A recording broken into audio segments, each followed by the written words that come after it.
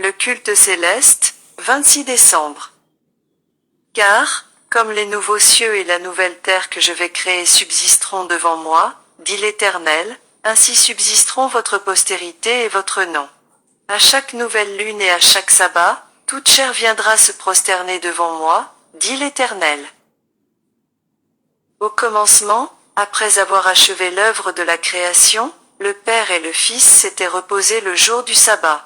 Quand eurent été achevés les cieux et la terre, et toute leur armée, le Créateur se réjouit avec tous les êtres célestes dans la contemplation de ce glorieux spectacle, pendant que les étoiles du matin éclataient en chants d'allégresse, et que tous les fils de Dieu poussaient des cris de joie.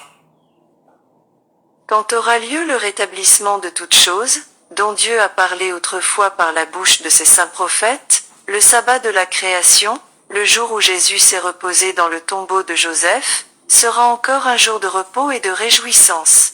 Le ciel et la terre uniront leurs louanges quand, de sabbat en sabbat, les nations rachetées se prosterneront dans une adoration joyeuse devant Dieu et devant l'agneau.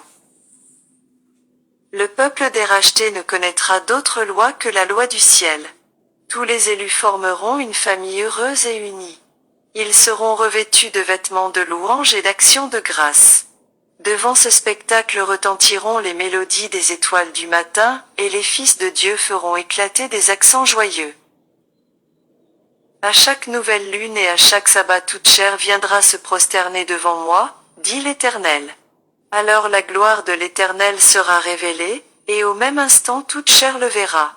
Le Seigneur, l'Éternel fera germer le salut et la louange, en présence de toutes les nations.